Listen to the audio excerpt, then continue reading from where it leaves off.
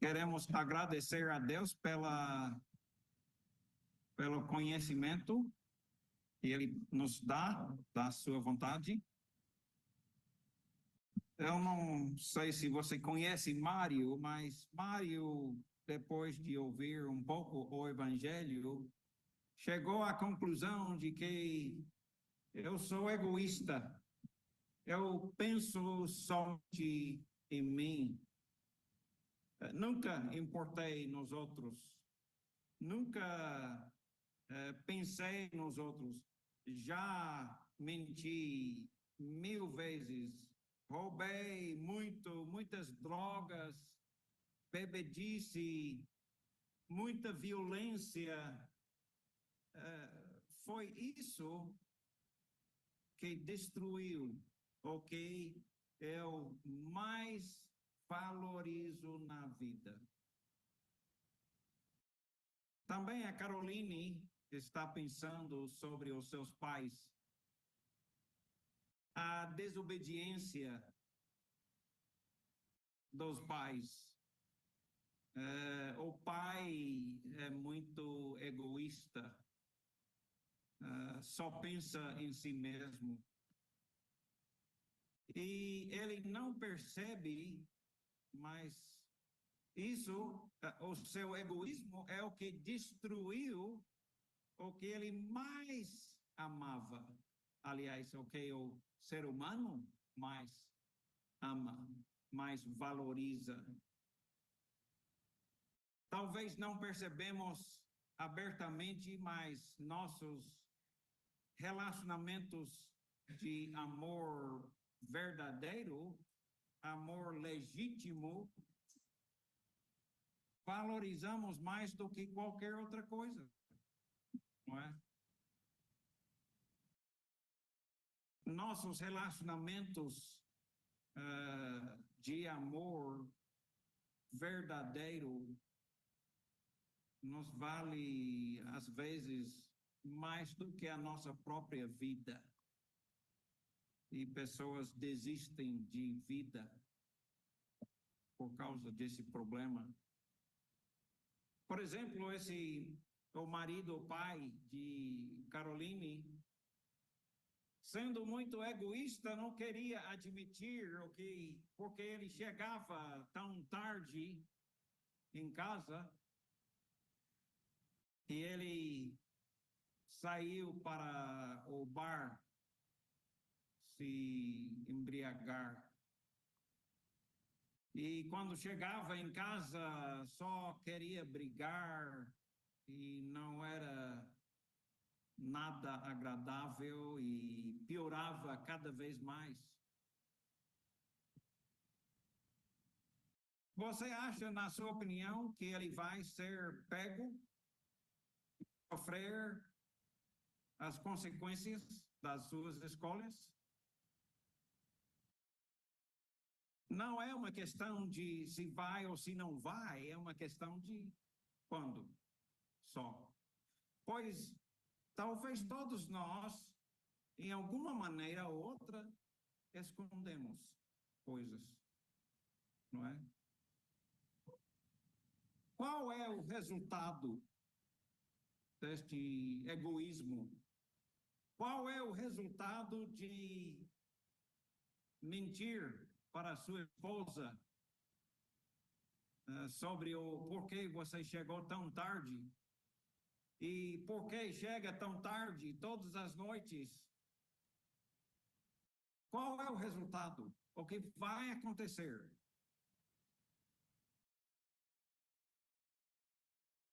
A sua esposa provavelmente vai começar a duvidar e questionar e investigar cada vez mais de perto não é?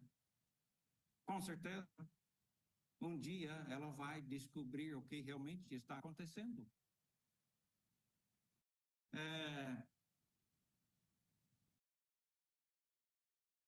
A esposa, quando descobre, haverá maiores brigas, mais brigas.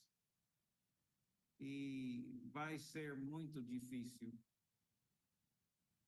É uma lei da nossa vida que, quando desobedecemos, recebemos o que merecemos, eventualmente receberemos o salário completo, mas talvez podemos esconder por algum tempo. Mas uma lei da vida diz: nós vamos ser pego. Egoísmo destrói nosso contentamento, nossa alegria. Destrói nossos relacionamentos que valorizamos às vezes mais do que a nossa própria vida, não é? Primeiro, nós temos que nos humilhar e admitir. É um passo muito grande, mas é um passo extremamente importante e necessário. Nos humilhar, admitir o nosso pecado. É necessário tomar uma decisão. Eu não vou viver mais assim. Estou arrependido. Se, por outro lado, vivemos na obediência, será que nunca, então, vamos sofrer?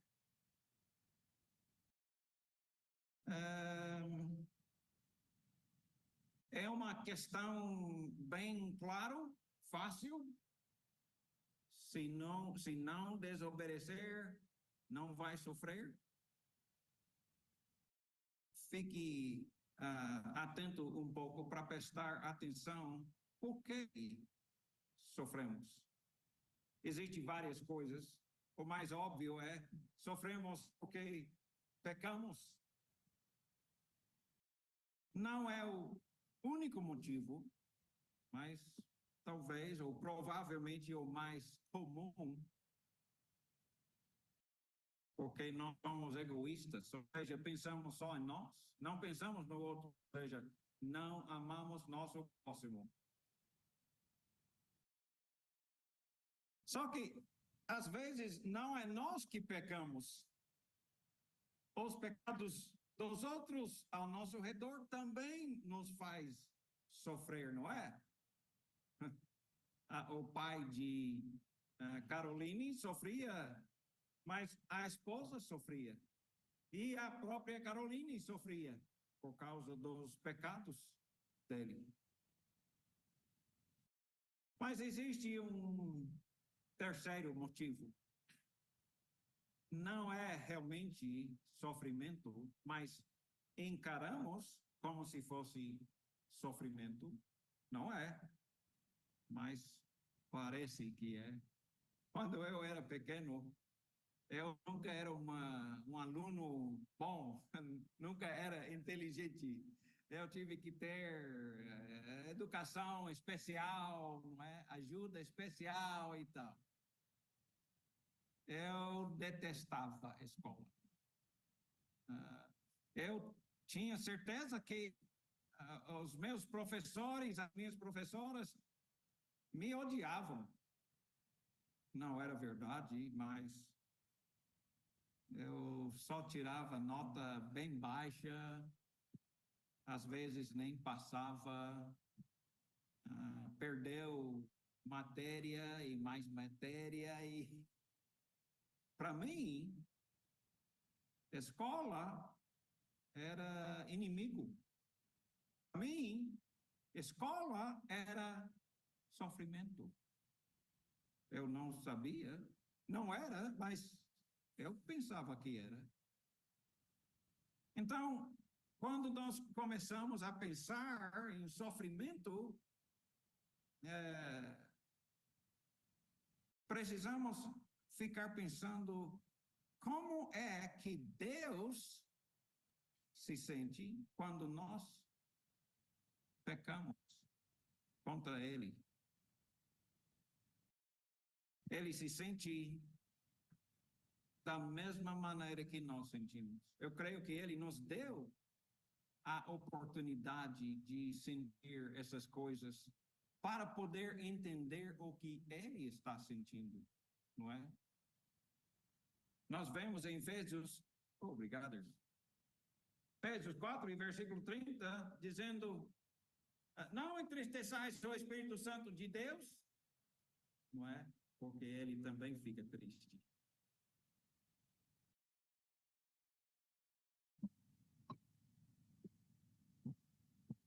Se pecamos, nós sentimos machucado. Se pecamos contra Deus, ele também se sente machucado. E continuando a pecar, ele viu tudo, ele sabe de tudo. Ele não perdeu nenhuma ação nossa, nenhuma palavra frívola nossa. Ele não perdeu nenhum pensamento nosso. Ele não perdeu nenhum sentimento nosso. Não é? Cada vez que nós pecamos contra qualquer pessoa, boa noite, estamos pecando contra Deus. E Deus é ofendido da mesma maneira que nós.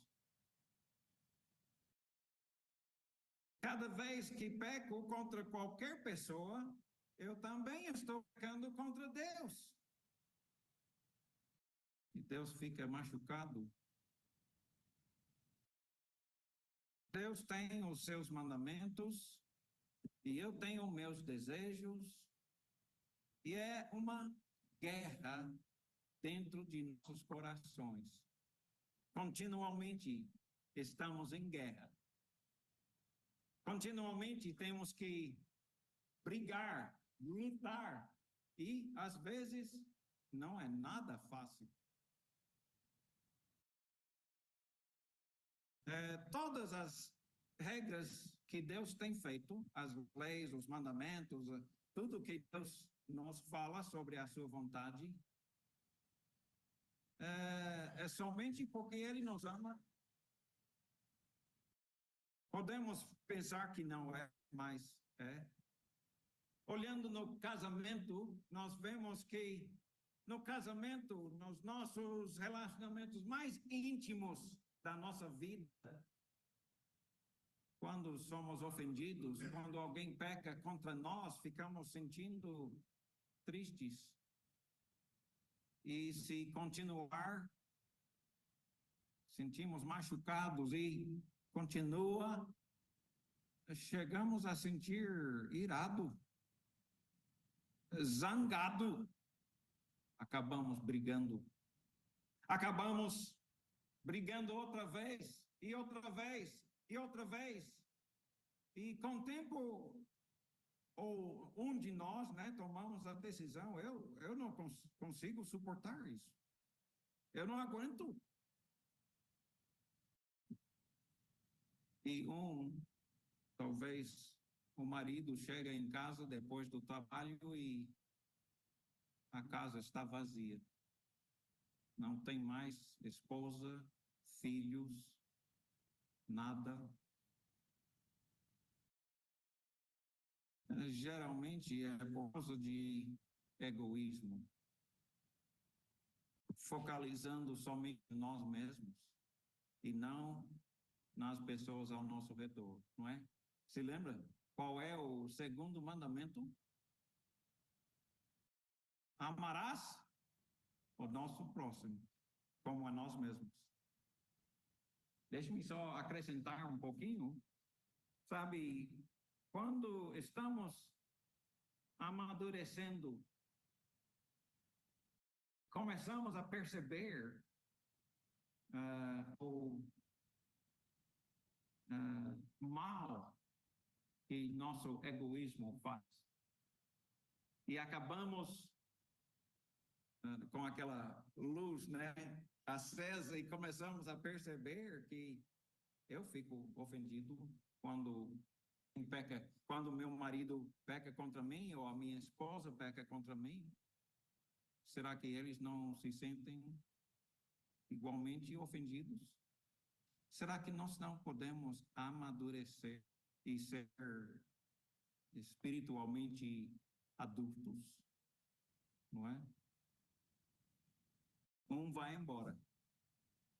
Nós falamos já sobre aquela coisa tão dolorosa, a separação, não é? E vimos como dói profundamente. E especialmente quando olhamos para o passado e vemos aquela separação, dói.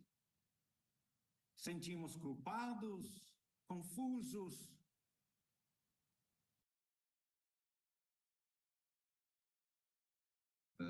Será que Deus não se sente a mesma coisa? Quando nós pecamos contra Ele. Eu sei pessoalmente que eu já pequei contra Deus quantas vezes.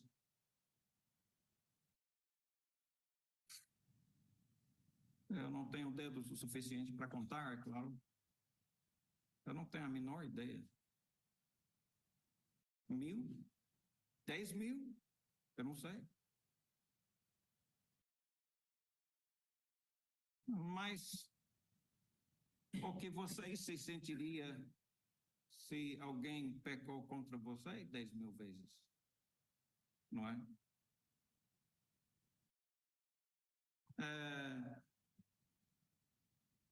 Todos nós já pecamos. Romanos 3:23 nos ensina que todos já pecaram e carecem da glória de Deus. O desejo ardente de Deus é de ter um relacionamento de amor legítimo com você. E veio hoje. Deus quer isso mais do que qualquer outra coisa. Ele provou que esse é o seu desejo principal.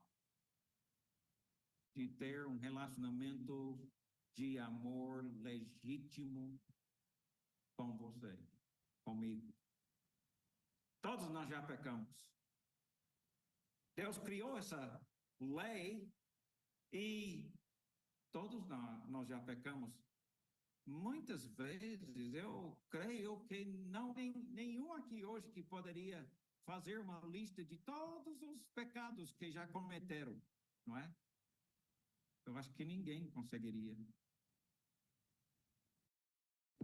Todos nós já pegamos e nós sabemos qual é o salário, né? Vamos para o tribunal e vamos ser acusados, né? Satanás vai, ele é o nosso acusador e ele diz, eu vi ela mentir, eu vi, eu escutei, né?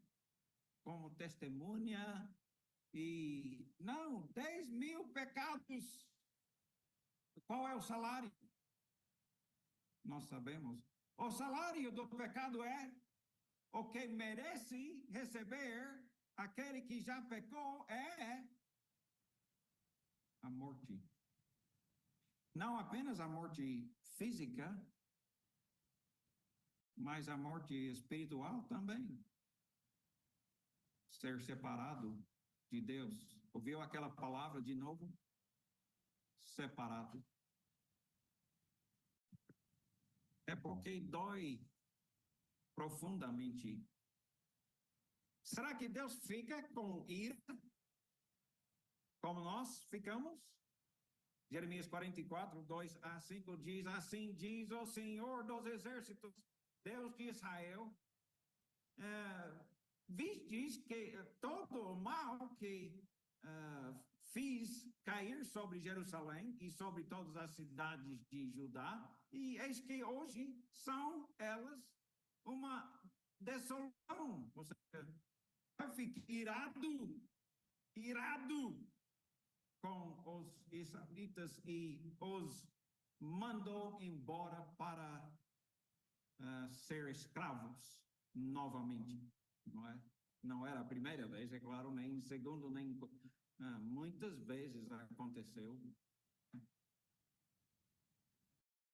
Ele disse, é uma desolação, a cidade de Jerusalém, todas as cidades de Deus, abandonados, não tem nenhum morador. Todos castigados, separados de Deus. Por quê?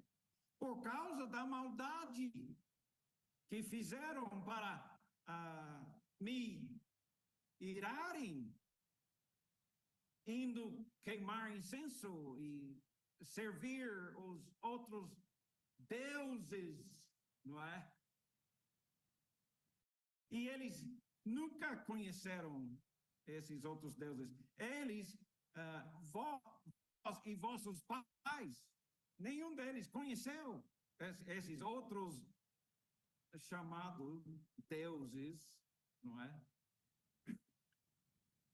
Todavia, começando eu de madrugada, eu lhes enviei os meus servos, os profetas, para lhe dizer: não façais essas coisas abomináveis que aborreço, eu não aguento, não suporto. Se você fizer outra vez, eu vou te disciplinar. Não é? E disciplinou. Milhares deles morreram. Os outros foram para servidão em outros países. Mas eles não obedeceram, nem inclinaram os seus ouvidos para se converterem da sua maldade, para não darem incenso a outros deuses. Deus se irou, sim, e não uma vez. Isso aconteceu vez após vez, não é? Lendo os reis e crônicas e os juízes, né? Você vê acontecer a mesma coisa, vez após vez.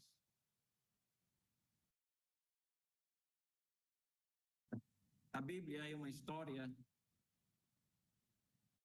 romântico, cheio de paixão, não é? Entre Deus e a esposa de Deus, o povo de Deus, o Israel. Em Efésios capítulo 2, versículos 3 a 6, Paulo escreveu aos cristãos, dizendo: todos nós aqui também, não é? Não só eles, todos nós também andamos segundo a inclinação da nossa carne, não foi? Todos nós já fazemos a vontade da carne, dos pensamentos, e éramos por natureza filhos da ira de Deus, não é? Todos nós, filhos de ira, assim como também todos os outros. Mas Deus, sendo rico em misericórdia, graças a Deus por sua misericórdia. Misericórdia significa que você não vai receber o castigo que merece receber, não é? Não esquece, pois nós vamos comparar com graça. Há uma diferença. Misericórdia é não receber o castigo que merece receber. Deus, sendo rico em misericórdia, por causa do seu grande amor com que nos amou. Está vendo essa história cheio de paixão, Deus com seu desejo mais ardente de ter aquele relacionamento de amor legítimo com eu e com você, não é? Ele tem grande amor para conosco, mesmo nada bom, não é? Estando nós mortos em nossos delitos, ele nos deu vida juntamente com Cristo.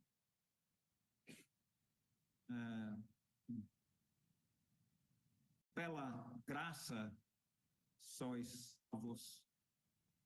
Vimos misericórdia. O que é graça e como é diferente? Graça simplesmente significa um presente, não é? Graça é receber o que não merece, nem pode merecer. Misericórdia, não receber o castigo que merece receber. Graça, receber um presente que não merece receber, não é?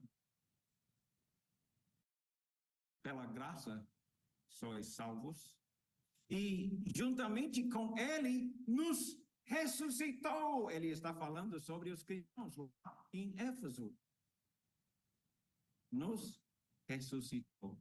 Lembra dessa palavra? E ele ressuscitou os efésios. E nos fez sentar nos lugares celestiais em Cristo Jesus.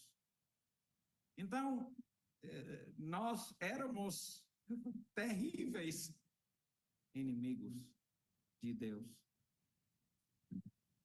Pois Deus faz as suas regras, as suas leis. E as regras de Deus são más para a gente. Poderíamos pensar, não, ele está só querendo tirar a minha diversão, não é? Ele está somente querendo impedir o que eu gosto de fazer. Mas todos nós já sabemos que isso não é verdade. No fundo, já sabemos, pois nascemos com um presente de Deus, uma consciência, não é? E saímos crescendo, amadurecendo e sentindo culpa quando pecamos, por natureza. Imagina um pai que tenha uma filhinha de só 4 aninhos. E ele chega do trabalho e diz para a filhinha, não brinca na rua, não é? Porque achou ela brincando na rua. Ela só tem 4 aninhos, ela não entende, talvez não entende. Mas ele chega no outro dia, novamente, ela está brincando na rua. Eu te disse para não brincar na rua. Por que você brinca na rua? E ela tem algumas, justificativas com 4 anos. Ela está tentando se justificar por natureza. Ele chega no 3º dia do trabalho e novamente está brincando na rua. O que ele deve fazer? Procurar alguém para adotá-la? O pai vai fazer isso?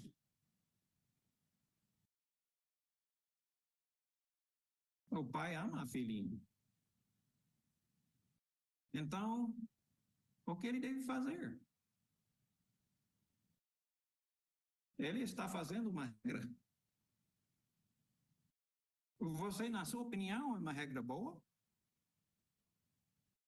Ou só o pai está somente procurando tirar a alegria da filhinha? É isso?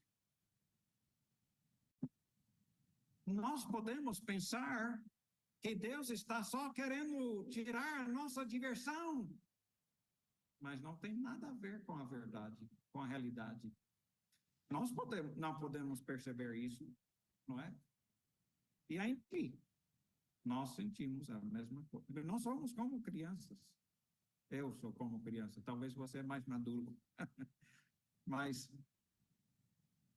eu quero, às vezes, pensar que, não, Deus está só querendo impedir a minha diversão. Então, o que vai fazer? Filha, se você fizer outra vez isso, eu vou... O que ele deve fazer?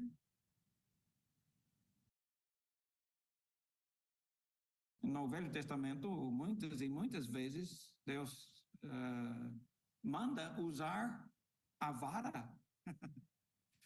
A minha mãe, tínhamos uma árvore de pêssego, e quando eu fiz alguma coisa bem mal, ela me obrigava a ir pegar uma vara de pêssego fresquinho, não é? Doeu, mas eu podia correr mais rápido do que ela. Basta ela dizer, eu vou falar com seu pai. Ou, não, eu podia receber qualquer vara que ela podia me dar, não é? Pois eu não queria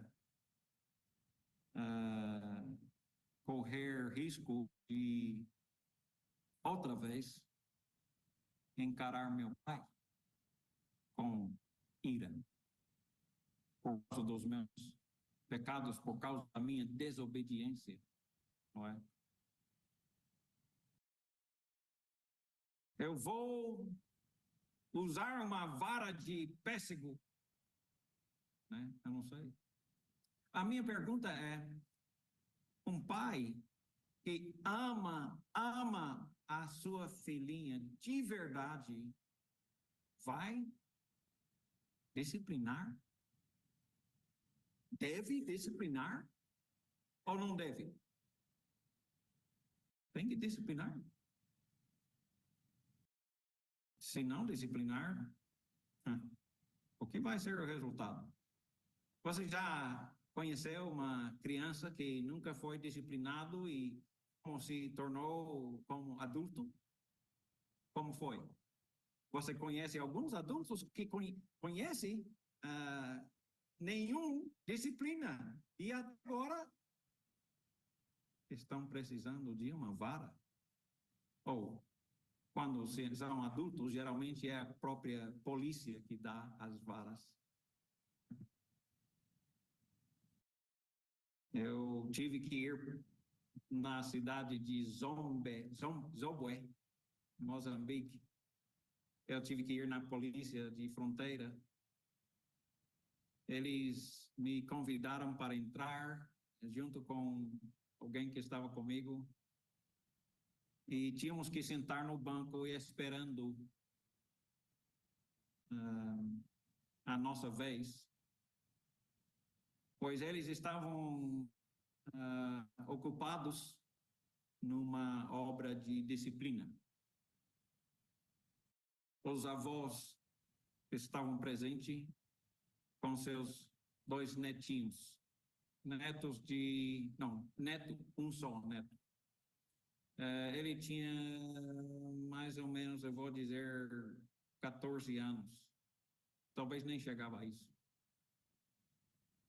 Eles pegavam aquele arame com os 3 arames por dentro da casa, dobrou várias vezes e usava como um chicote, pois os avós contaram que nosso neto matou seu irmão e estava batendo com toda a força. vez após vez, disciplina. A disciplina da polícia moçambicana eu não quero. Então, a verdade é que disciplina é necessário. Nós que amamos legitimamente nossos filhos, disciplinamos nossos filhos. Pois nós queremos ensinar regras que têm que ser obedecidas. Senão, e a maioria de nós, às vezes, não podemos perceber que é puramente para o nosso bem, não é? Este pai que ama, corrija outra vez. Esse pai explica por que deve ou não deve fazer aquilo. Ele faz regras. Ele chega ao ponto de disciplinar e machucar mesmo.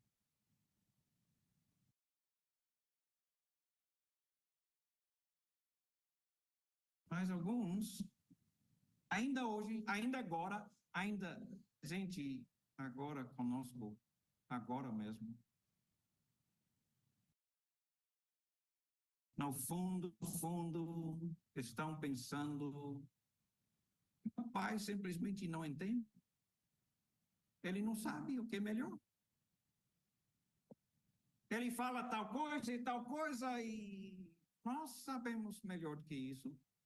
Não é? Nós somos maduros. Nós não precisamos de castigo.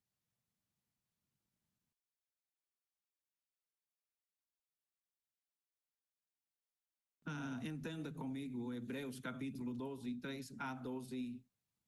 Pensem bem naquele que suportou tal oposição dos pecadores contra si mesmo, Jesus Cristo, para que vocês não se cansem, nem desanimem na luta contra o pecado. Vocês ainda não resistiram até o ponto de derramar o seu próprio sangue. Vocês se esqueceram da palavra de ânimo que ele lhes dirige como a filhos. Meu filho, não despreze a disciplina do Senhor, nem se magoe com a sua repreensão, pois o Senhor disciplina a quem ama e castiga todo aquele a quem aceita como filho. Suportem as dificuldades. Nós pensamos que é dificuldade que estamos sofrendo? Não, muitas vezes, aliás, a maioria das vezes, Deus está querendo nos amadurecer. Está querendo nos ensinar a obedecer, não é? O alfabeto do cristão, né? Obedecer, não é ABDC, mas é ABCD. Eu não conheço as letras.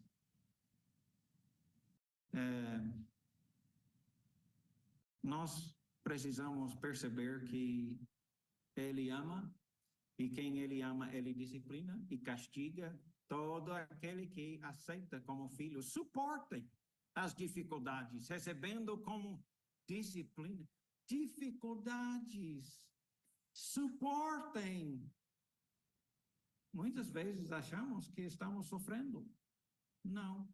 Na realidade, estamos só amadurecendo, aprendendo a amar, aprendendo a obedecer os mandamentos de Deus que Ele nos dá por puro amor.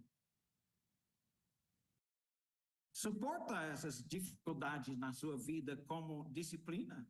Deus os trata como filhos. Ora, qual é o filho que não é disciplinado por seu pai?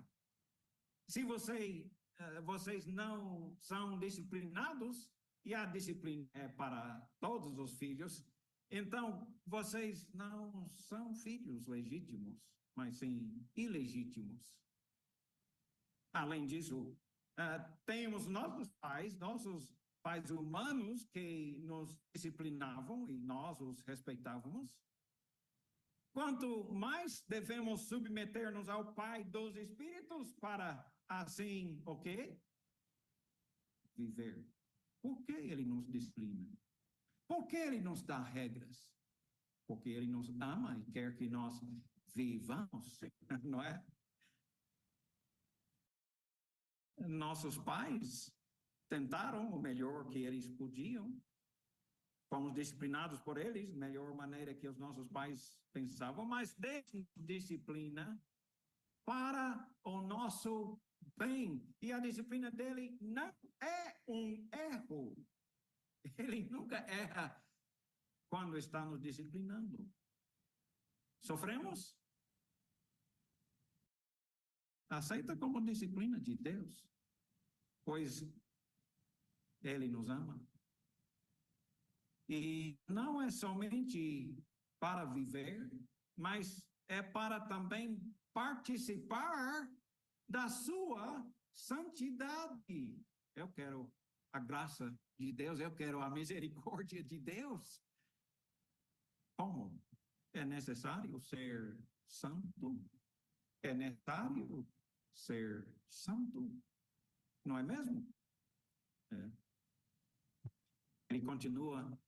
Nenhuma disciplina parece ser motivo de alegria no momento, é claro, dói, não é? Mas sim, parece motivo de tristeza.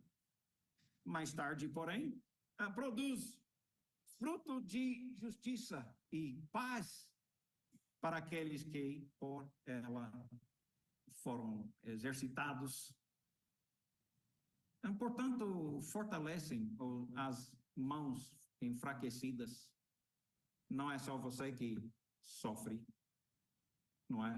Todos nós sofremos. E às vezes, alguns de nós muito fracos. E queixamos muito. Deus, eu não mereço isso. Não é? Eles ficam assim com suas mãos fracas e seus joelhos fora do lugar. Fortaleçam as mãos enfraquecidas e os joelhos vacilantes. Façam caminhos retos para os seus pés, para que o manco não se desvie antes que seja curado. Não é? Dói sim. Para nos fazer produzir justiça e paz e ser vida através da sua graça e misericórdia. Por que regras?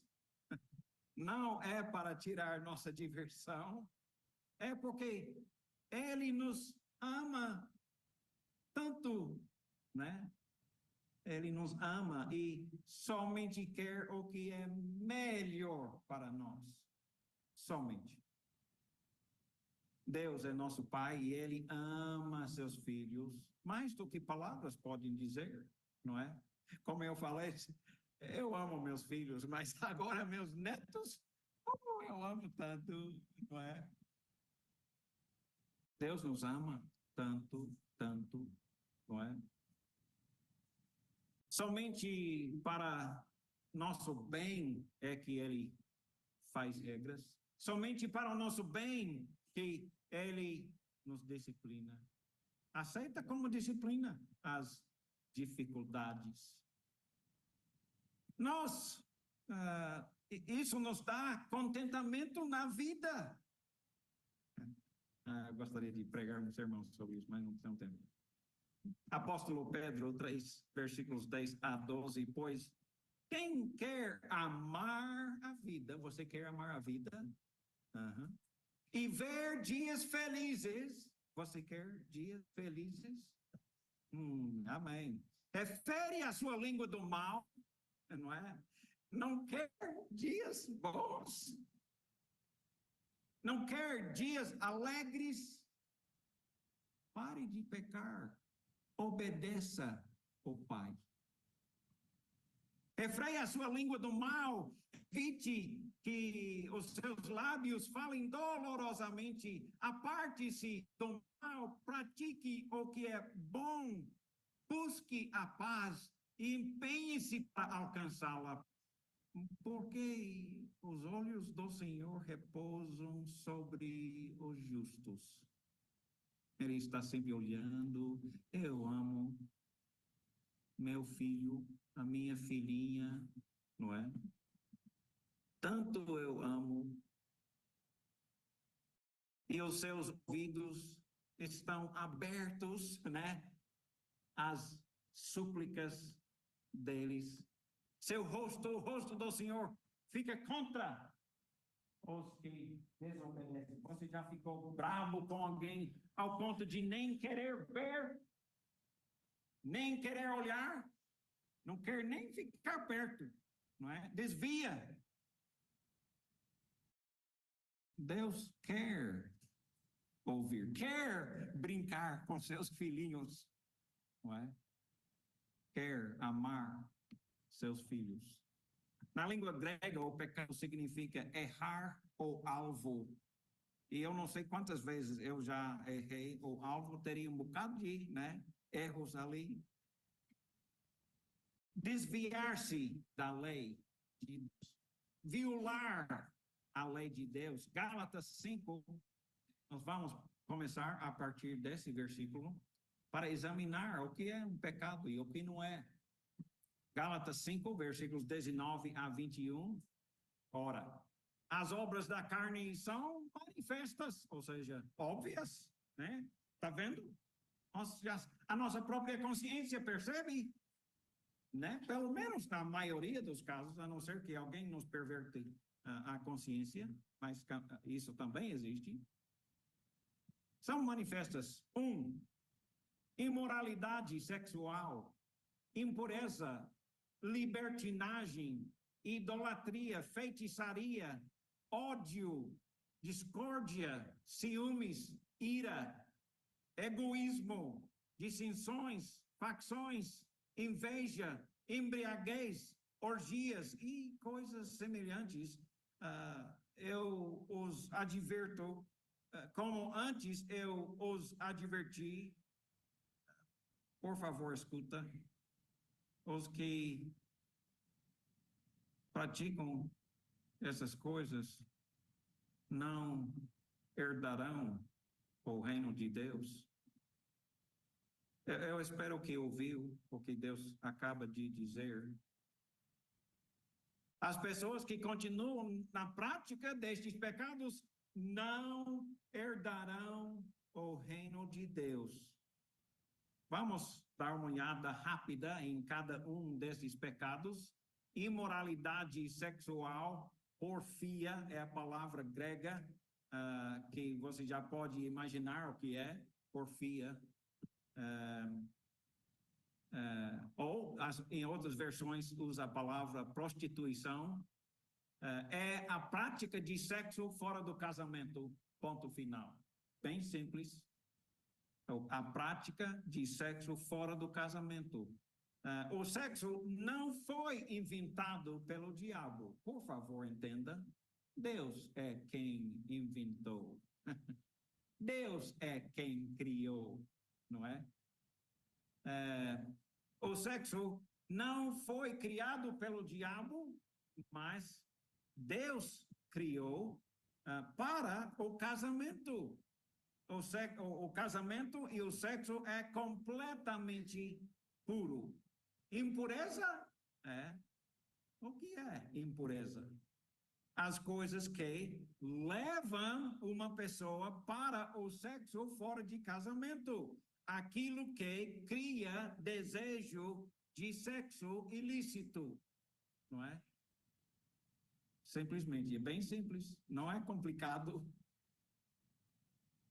Libertinagem, lascívia, sensualidade, são várias versões que usam palavras diferentes, mas nos ajuda a entender um pouco o sentido. São atos indecentes que provocam desejos sensuais ilícitas, né? Bem parecido com impureza. Basicamente é a mesma coisa no fim, na prática. Por exemplo, filmes indecentes, imagens. Eu não sei se existe, por acaso existe algumas coisas inaceitáveis no próprio Facebook? Existe? Claro que sim.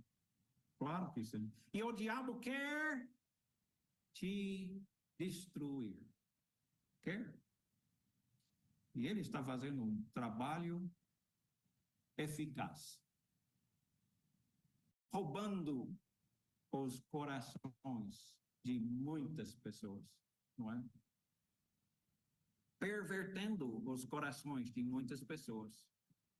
Imagens, revistas pornográficas, danças sensuais, obscenas, traje indecente, sedutoras, imodestas. Você conhece Mateus capítulo 5, versículos 27 e 28? Jesus falando no Sermão do Monte. Vocês ouviram o que foi dito no Velho Testamento, nos 10 mandamentos: não adulterarás. Mas eu lhes digo, qualquer que olhar para uma mulher para desejá-la, já cometeu adultério com ela no seu coração, não é? Pecado não começa com ação, nem mesmo palavra, e sim no coração, não é? É o que Jesus mandou. Estamos lembrados no Velho Testamento, né? Como foi isso, como nós acabamos de ler, Êxodo 20, versículo 14, não adulterarás. Mas veja o versículo 17, o 10º mandamento, os 10 mandamentos. Ele diz, não cobiçarás. Não cobiçarás. Não cobiçarás a casa do teu próximo, não cobiçarás do teu próximo, nem seus servos ou servas, nem o seu boi, nem o seu jumento, nem o seu carro, nem a sua casa, etc, etc, né? Nem coisa alguma que lhe pertence. Não cobiçar. Ou seja, no Velho Testamento também era pecado cobiçar, não é? Idolatria. Interessante que a idolatria fica junto de uma lista de pecados sexuais. Aqui, bem claro, idolatria foi tão grudado com pecados sexuais, porque em Éfeso ou em Corinto, você ia para a igreja de Cristo, a igreja que Jesus diz, eu sobre essa pedra edificarei a minha igreja. Ou você ia no templo de Diana, por exemplo, a deusa de fertilidade, para fazer sexo com as profetisas do templo. Sexo era a sua religião, a sua adoração, não é? E por isso que nós vemos essas coisas sempre próximas, porque foi assim naquela época. Culto prestado a ídolos, sim, ou outros deuses. E eu espero que todos nós sabemos que há um só Deus, há muitos deuses, eu vou falar dessa maneira, deuses não são deuses de verdade, mas nós vamos falar sobre isso em outra lição, sobre o diabo e a maneira que ele trabalha. Amor excessivo por alguém, podemos prestar culto a pessoas, não é? Ou alguma coisa, não é só, né, esculturas, imagens, Mas Colossenses capítulo 3, versículo 5 diz, assim façam morrer todos o que pertence à natureza terrena de vocês. Imoralidade sexual, impureza, paixão, desejos maus e a ganância, a avareza, que é idolatria. Será que eu li certo? Imoralidade sexual é idolatria. E todas essas outras coisas também. Ganância, sabemos que é idolatria. Não é? E todas essas outras. Nós podemos adorar sexo, dinheiro, riquezas, poder, não é? E muitas pessoas fazem exatamente isso. Feitiçaria ou bruxaria, encantamento, inclusive o uso de objetos destinados a predizer o futuro, como, por exemplo, jogo de búzios, leitura de mão, cartas rituais, trabalhos, despachos, invocação de poderes ocultos ou espíritos dos mortos, rituais secretos ou sinais esotéricas para obter controle de poderes sobrenaturais, voodoo e mais coisas. Eu tenho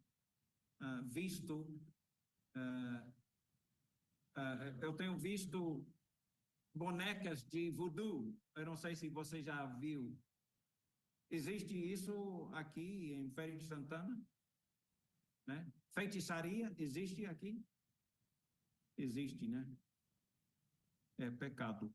É inaceitável.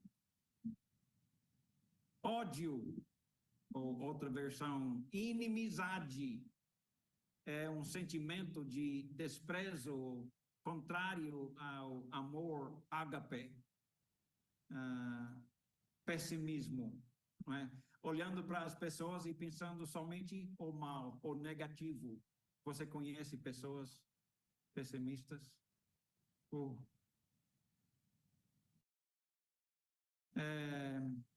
Um pessimismo contra as pessoas ao seu redor, só pensa nas coisas más das pessoas. Discórdia, a tendência de contrariar, criar contendas com palavras, discussões, brigas teimosas, provocações, disputas e que destroem a harmonia. Por favor, preste bem a palavra de Deus. Talvez é essa passagem que Deus quer que você ouça hoje. É uma palavra muito importante. Eu vou contar uma história antes. Quando eu passava problemas na minha vida pessoal, muito pessoal, não falo para os outros porque eu tenho vergonha disso, mas quando eu estava passando por problemas de depressão,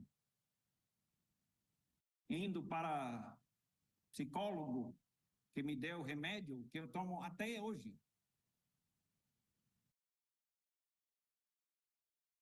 Ele abriu a Bíblia e leu Filipenses 4, e versículo 8. E antes ele disse, Timóteo, arrepende-se. Isso é um pecado, o que você está praticando. Está destruindo a sua vida com pessimismo. Finalmente, irmãos, tudo o que é verdadeiro, tudo o que é respeitável, tudo o que é justo, tudo o que é puro, tudo o que é amável, tudo o que é de boa fama, tudo que, se existe alguma virtude, se há algum louvor, então seja isso que ocupe o vosso pensamento. Arrepende-se, Timóteo. Pare com isso. você está destruindo a sua vida, não é? Se existe alguma coisa otimista, positiva para pensar, pense nessas coisas. Aí vai sair da sua boca, ok? Como vai mudar os seus relacionamentos? Se você obedece a este mandamento de pensar nas coisas boas, em vez de deixar Satanás controlar a sua mente, não é? Pois Satanás deseja muito que pensamos no pior de todos, especialmente nossos próximos. Aliás, as pessoas mais próximas. Nosso cônjuge, nossos filhos. Podemos ficar pensando só o pior. É o que o diabo quer, não é? Vamos fazer um pequeno intervalo de 2 minutos. Quantos minutos? 3. 3 minutos. 10? 10 minutos. Ser otimista.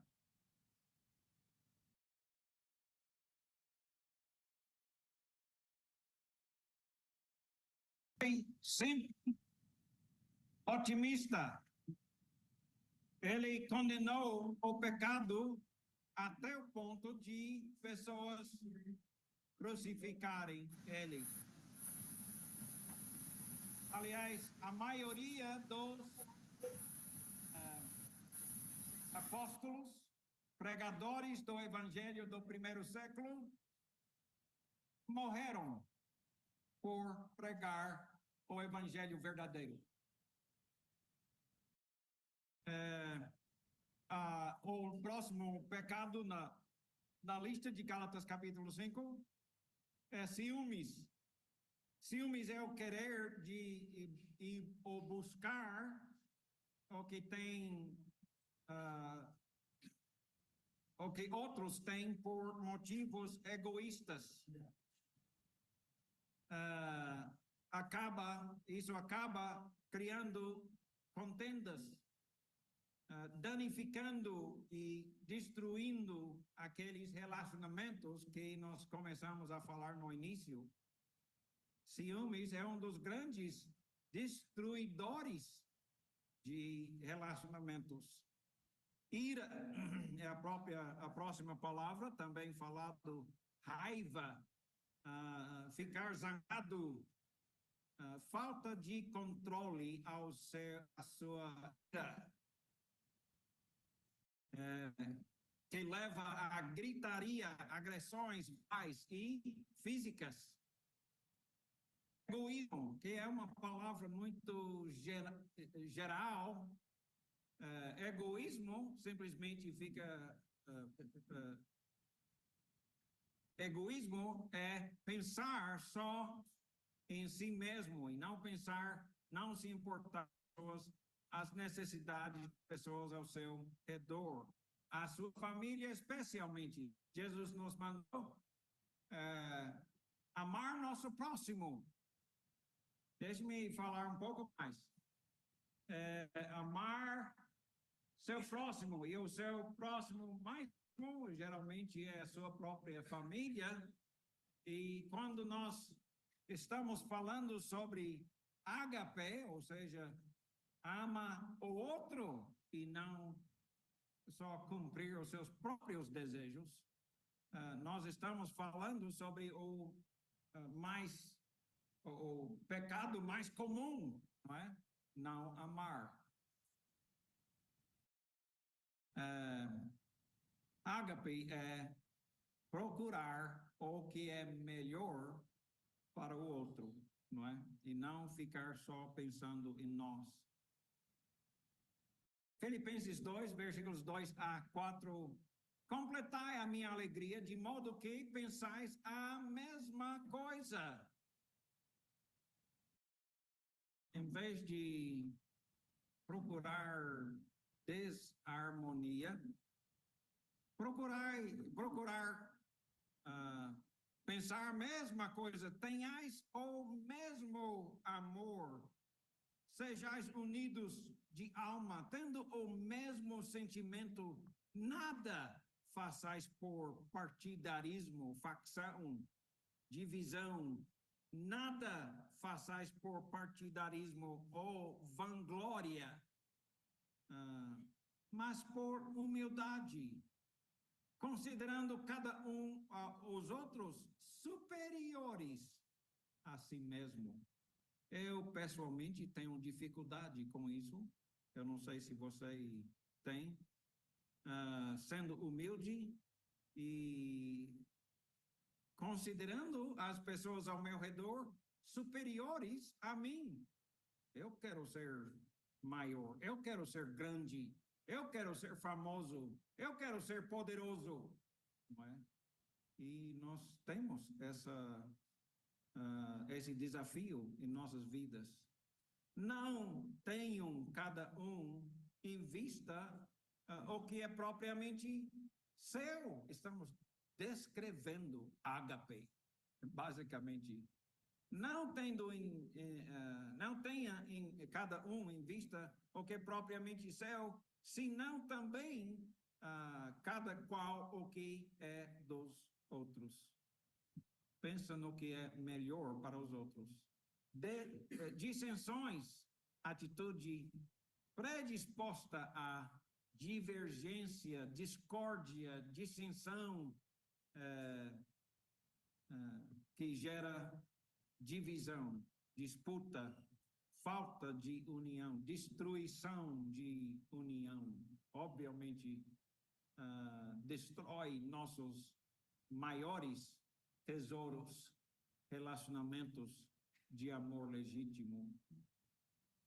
Romanos 16, versículo 17, Paulo está implorando: rogo-vos, irmãos, que noteis bem aqueles que provocam divisões e escândalos em desacordo com a doutrina que aprendestes. Que doutrina é essa? É a doutrina que os apóstolos ensinavam no primeiro século, não é? Não é uma doutrina moderna, é a doutrina da Bíblia. Afastai-vos deles. Uau!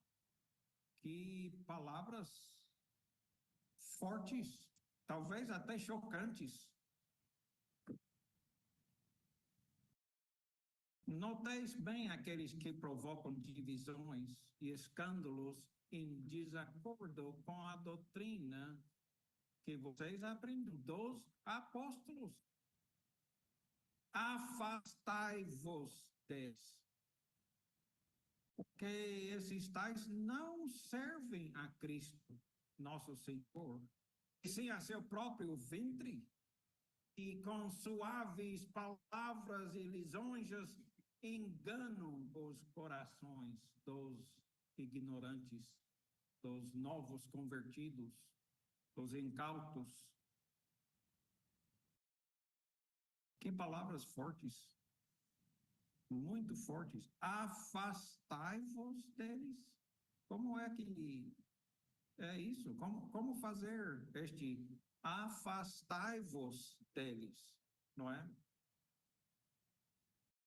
Facções, criar divisão, dissensões, formar grupos ou partidos, como nós temos politicamente. Existe entre as pessoas polarizadores. Você tem uma bateria, tem um polo positivo e um polo negativo. Eles são contra si. Se você pega uma imã, você vê que eles chupam um ao outro. Mas se você vira, o que acontece? Eles puxam para fora, se separam. Existem alguns polarizadores. Existem pessoas que até subconscientemente criam divisões, pois suas mentes estão sempre pensando no pior, no pessimismo, não é? Nós temos o lado direito, nós temos o lado esquerdo, porque nós não podemos parar com este egoísmo e nos humilhar e unir, não é? Unir exclusivamente na palavra de Deus, nada mais, nada menos. Que tal? Não é? Nosso alvo é equilíbrio bíblico. Não estamos procurando ser o mais direito, não é? Ou mais esquerdo. Esse não é o nosso alvo. Nosso alvo não é empurrar contra aqueles que não gostamos, não é? Nem para um lado, nem para o outro. Nosso alvo é empurrar contra o diabo e seus esquemas, seus trabalhos, não é? E ter equilíbrio bíblico. Pense um pouco sobre este equilíbrio e entenda que equilíbrio bíblico é sinônimo com maturidade espiritual. Observa este contexto onde posso explicar isso. Efésios 4, não é 4:14, é 4:14. Eu não sei que louco entrou no meu computador e colocou esse erro. Mais ou menos. Para que não mais sejamos como meninos, crianças espirituais, agitados de um lado para o outro, levados ao redor por todo vento de doutrina, pela artimanha dos homens, astúcia com quem induzem ao erro. Nós precisamos ser maduros e não crianças. Precisamos crescer. Inveja é um sentimento contra alguém por este possuir algo que eu desejo. É o não querer o bem para o próximo, é o contrário, não é? É gerada pela falta de contentamento, ou seja, pela cobiça. Inveja é ou de privar o outro de alguma coisa que desejo. Ciúmes é querer tomar posse, possuir aquela coisa. O ciúmes é mais desejo sem ressentimento e inveja é como desejo com ressentimento. Os invejosos se zangam, se espeiam com o sucesso de seus amigos. Embriaguez ou bebedice é o ato de estar bêbado, ou seja, de álcool, de bebida ou de drogas ou qualquer outra coisa assim. Nós sabemos que hoje em dia é uma coisa muito comum as pessoas saírem na sexta-feira à noite ou no sábado à noite e se embriagar. Mas a Bíblia diz que bebedice é um pecado e os que praticam este pecado não entrarão no reino dos céus. Vamos lembrar sempre disto. Orgias ou glutonarias, que na realidade é muito conectado com embriaguez. É basicamente a mesma coisa, só um pouco mais geral, essa palavra.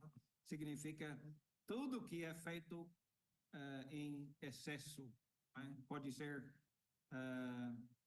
comer demais, assistir TV demais, surfar a internet demais, fazer um jogo demais, futebol demais, etc, etc, etc. Sem ter limites ou não usar domínio próprio para se contar. Gálatas 5:22-23, o fruto do Espírito é amor, ágape. Nós vimos ou óbvio, não é? O pecado, e diz que é óbvio, é manifesto, não é?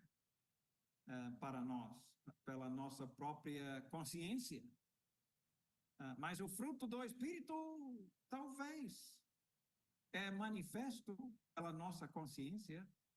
Amor, ágape, é do Espírito de Deus, fruto de Deus, fruto de Jesus. Amar. Muitos estudiosos dizem que o fruto do Espírito é uma coisa só, amor, ágape. E o resultado de amor, ágape, é alegria, paz, longanimidade, benignidade, bondade, fidelidade, mansidão, domínio próprio. Contra essas coisas não há ninguém que vai fazer uma lei. É proibido amar, é proibido ser alegre. Não, não é. Então, amor é o primeiro, e talvez o principal.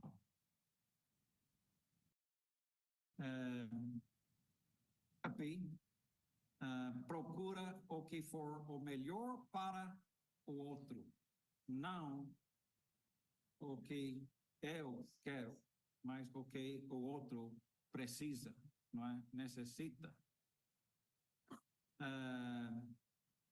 Ágape é exatamente o contrário de egoísmo. Egoísmo é querer só para mim, pensar só em mim, querer o melhor, não o melhor, querer o que eu, não necessariamente o que é melhor para mim, não é? Mas o que eu quero.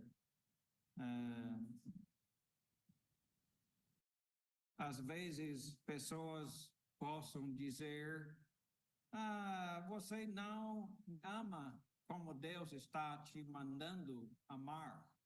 É uma armadilha, pois eles não percebem que eles estão fazendo exatamente o contrário do que Deus ama. Deus os manda amar, não manda ser amado, não é?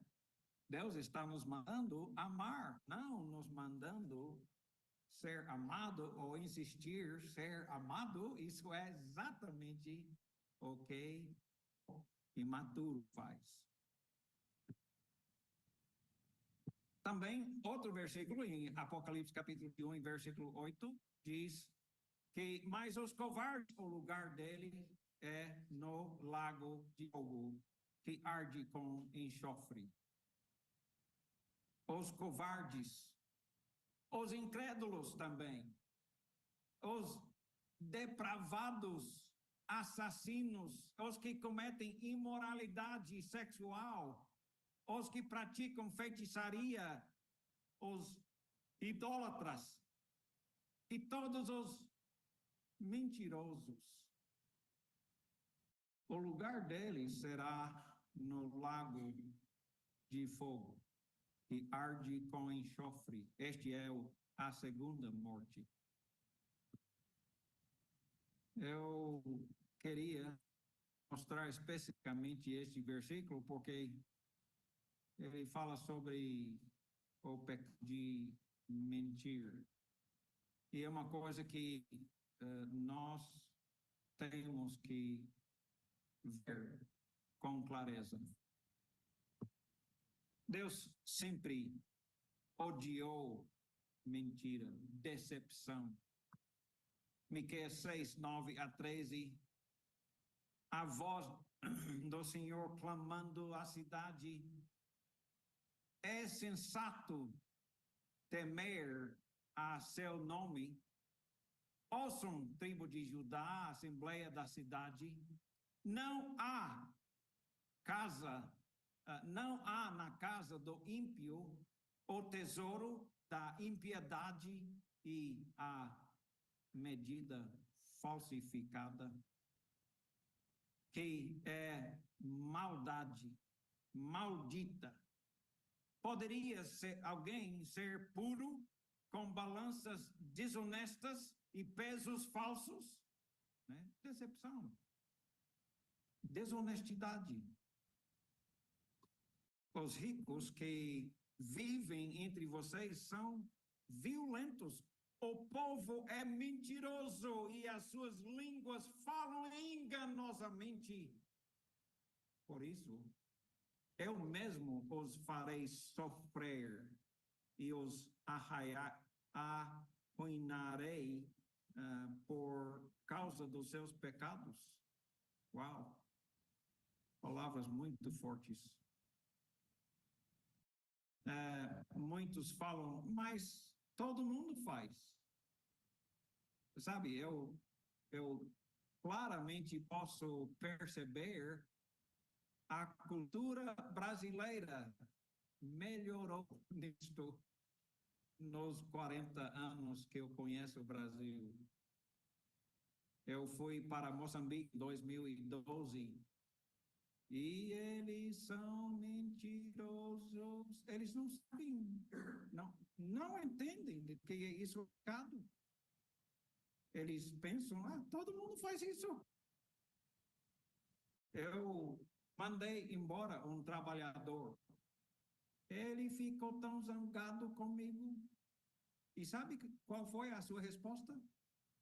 Todo mundo faz isso. Qual é o problema?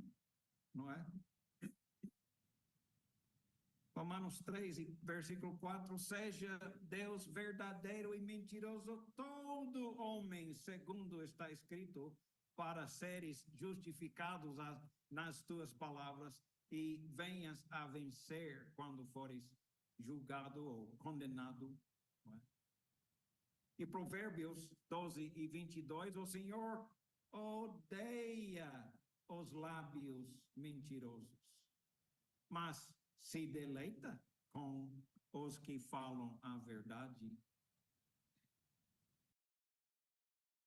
Nós temos uma outra lista, talvez ainda maior, que tem algumas palavras que não examinamos, que vamos examinar em breve. Ele diz, vocês não sabem que os perversos não herdarão o reino de Deus? Não se deixam enganar, pois muitos estão falando que não é verdade. Nem imorais,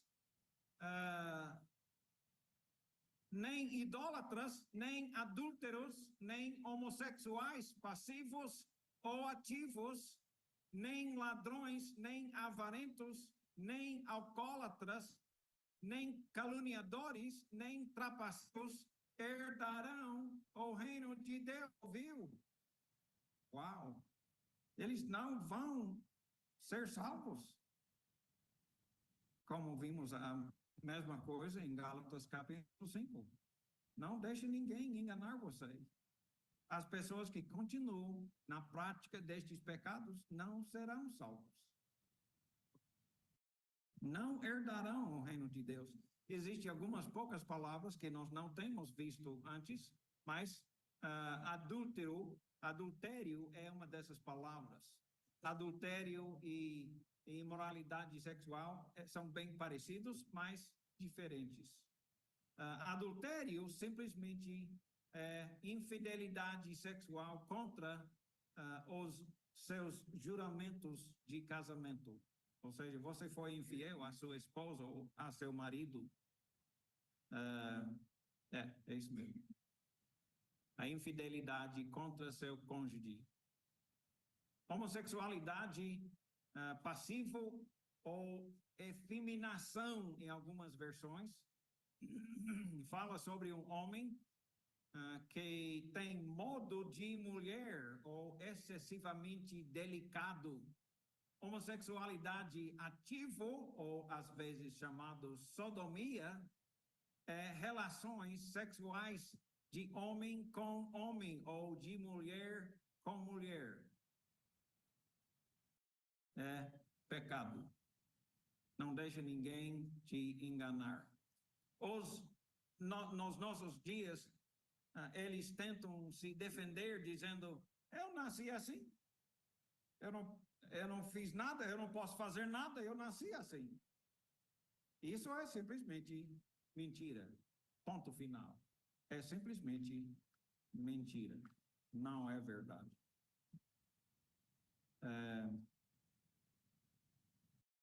Trapaceiros ou roubadores, o contexto também fala sobre pessoas, sobre dois pecados. Essas se parecem, mas são diferentes. O versículo 10 logo começa citando os ladrões e termina falando sobre os trapaceiros. Trapaceiros tomam posse, enganam, usam balanço falso, mentem, usam desonestidade, decepção, através do engano cometem fraude. Mas um ladrão é diferente. O ladrão toma por força, violência, batendo, praticando assalto, etc, etc. Você já pecou uma vez? 10, 100, 10.000 vezes? Eu não sei quantas vezes. Romanos 3, 23 diz: todos já pecaram. Todos já pecaram. Caíram da glória de Deus, da perfeição de Deus, da inocência perfeita de Deus. Todos nós já pecamos. Ninguém é uma exceção. Todos nós já pecamos. 1 João 1,10 diz: se afirmamos que não temos cometido pecado, fazemos de Deus um mentiroso, porque foi ele que disse: todos já pecaram, não é?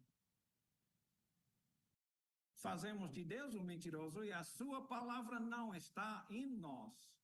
Deus declarou: todos pecaram. Versículo 8.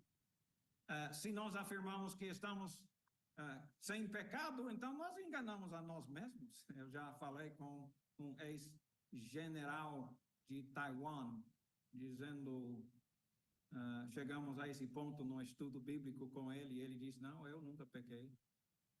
Eu fiquei surpreso, eu nunca vi alguém dizer que nunca pecou, mas ele nunca pecou, diz que nunca pecou.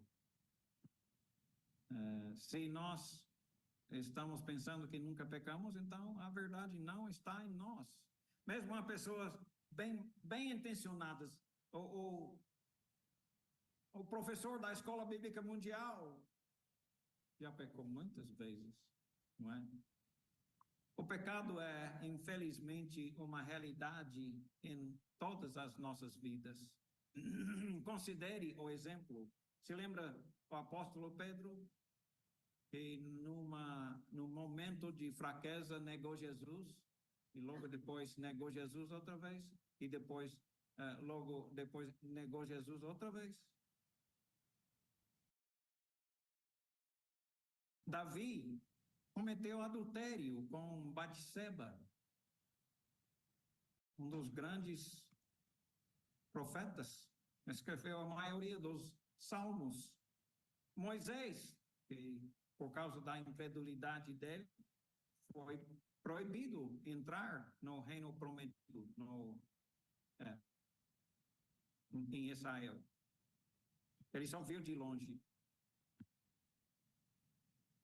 Se você é como eu, você diria: eu sou pecador. Tudo bem, talvez eu não peco como eu pecava antes, isso, eu sei disso. Na juventude pecava mais. Deus tem me ajudado e dado muitas surras, disciplina. E Deus me ajuda. Não é que eu não peco mais, mas bem menos. Cada vez menos. Mas eu ainda não cheguei à perfeição. Eu espero que um dia Deus vai me ajudar mais. Porque eu sei que eu sou um pecador e certamente todos nós somos, já pecamos muitas vezes, né? O pecado destrói nosso relacionamento com Deus. Morte espiritual, o que é exatamente? Isaías 59, 1 e 2 diz o que é a morte espiritual. Eis que a mão do Senhor não está encolhida para que não possa nos salvar, nem surdo o seu ouvido para não poder nos ouvir, mas as vossas iniquidades é que fazem a separação, aquela palavra de novo, a separação entre vós e o vosso Deus. É os nossos pecados que fazem Deus nos rejeitar. E os vossos pecados encobrem seu rosto para não ver, não escutar. Eu não quero mais falar com ele, eu não quero mais ver ele. Eu detesto, eu não aguento mais. Não é? Mas, graças a Deus, seus olhos estão bem olhando para os que o amam, aqueles que lutam contra a tentação e o pecado. E o seu ouvido, ele está sempre querendo, como eu quero brincar com a minha netinha, não é? Querem estar com seus amados. Romanos capítulo 5, versículo 6 a 10. Porque Cristo, quando nós ainda éramos fracos, morreu a seu tempo pelos ímpios. Morreu quando eu era ímpio e ele sabia.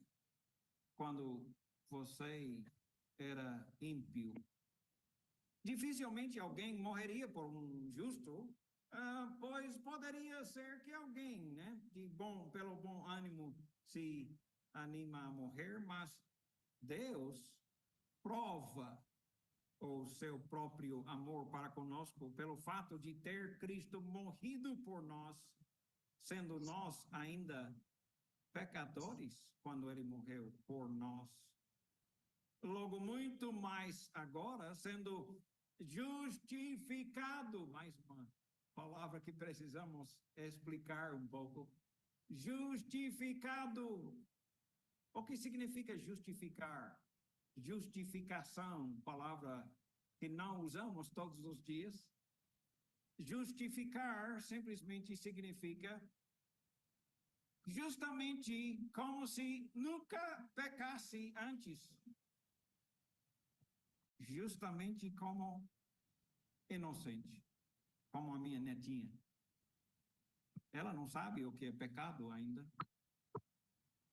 Completamente inocente. Como que nunca pecasse antes. Justificado, justamente como se não tem pecado nenhuma vez. Justificado. Agora, sendo justificado pelo seu sangue, seremos por ele salvos da ira. Merecemos a ira, mas seremos salvos. Se não estamos em Cristo, seremos salvos da sua ira. Porque se nós, quando inimigos, fomos reconciliados com Deus, reconciliados. Se lembra a tristeza de ser separado? Então, você só pode imaginar a alegria quando está sendo reconciliado, não é? Porque é exatamente o contrário de ser separado. É reconciliado com Deus mediante a morte do seu filho, muito mais estando já reconciliados, seremos salvos por sua vida. Eu fico tão alegre com justificação. Eu certamente não mereço isso. Nós é que nos tornamos inimigos de Deus. Mas graças a Deus pela sua paciência, seu amor. O casal estava brigando, ficando cada vez mais triste um com o outro, cada vez mais zangado, gritando um ao outro, feridas profundas e ira e brigas e mais brigas e se separaram, dando dor profundo a cada um deles. E Deus também se sente assim quando nós pecamos, da mesma coisa. Ele fica tão machucado, mas tão machucado, tão irado. Graças a Deus por sua misericórdia. Graças a Deus por sua graça, sem o qual ninguém teria esperança. Tiago 2,10 diz: pois qualquer que guarda toda a lei, mas tropeça em um só ponto, se torna culpado de todos os pecados. Ou seja, um só pecado e merece o quê? O salário do pecado é a morte. Quem merece? Todos, todos, todos, todos. Aquele mendigo ali que destruiu a sua vida com as drogas merece a mesma coisa que eu. Mesma coisa. Não há diferença. Todos nós merecemos a mesma coisa, não é? Não podemos agir como se nós fôssemos melhor ou merecemos alguma coisa melhor, pois todos nós já pecamos. Todos nós merecemos a mesma coisa. Somos iguais. Chegará o dia do juízo e ele vai separar uns dos outros. E os que iam praticando o pecado e para o castigo eterno, mas os justos para a vida eterna. Para um cristão voltar a se arrepender de Cristo, não é? Voltar ao pecado, voltar ao mundo, voltar a se agradar, eles estão basicamente crucificando Cristo novamente, batendo os pregos novamente nas mãos e os pés de Jesus. Eu não quero bater os pregos em Jesus, mas não vou. Eu estou implorando para você essa noite tomar uma decisão. Nunca mais vou entregar minha mente e meu coração, a minha vida para o que o diabo quer na minha vida. Eu vou, a partir de agora mesmo, viver seguindo a vontade de Deus. Amém? Daniel.